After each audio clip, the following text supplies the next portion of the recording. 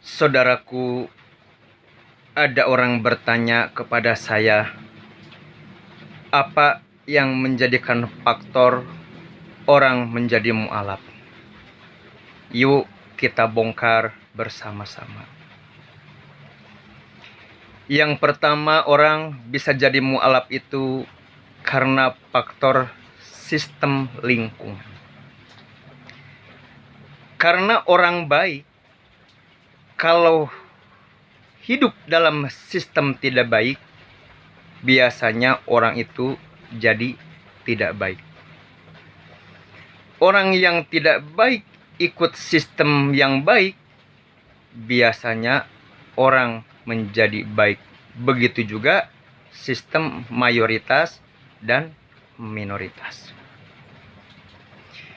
Yang kedua, bisa penyebab orang jadi mu'alaf itu, dia itu bergaulnya dengan siapa, temannya siapa. Kemudian dia akan banyak membaca dan mendengar. Ketika temannya itu berbeda agama, di situ dia akan mengadakan perbandingan tentang kitabnya masing-masing. Mungkin karena kitab tersebut adalah peninggalan para nabi. Ketika seluruh para nabi meninggal dunia, tentu kitab itulah yang menjadi penggantinya sebagai firman Tuhan ataupun firman Allah. Kalau di Islam itu firman Allah itu adalah berupa Al-Quran. Kemudian sudah mengadakan perbandingan. Ketika agama yang lain membaca dan menelaah kandungan Al-Quran, kemudian menghayati, mengartikan, di situ yang dikejar adalah kebenaran.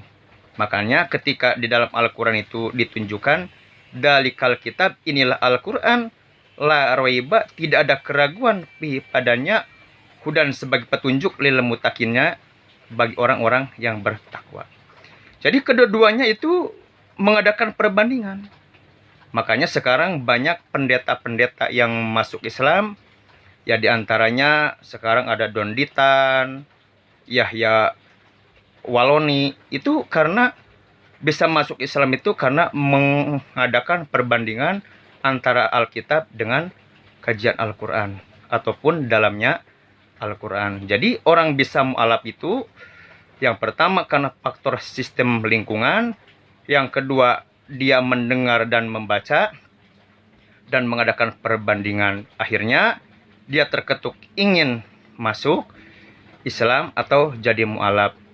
Maka di situ hidayah datang. Tapi tetap yang namanya hidayah itu adalah dijemput, bukan ditunggu. Seperti hidayah, rezeki atau jodoh, tetap itu dijemput karena di situ menemukan kebenaran.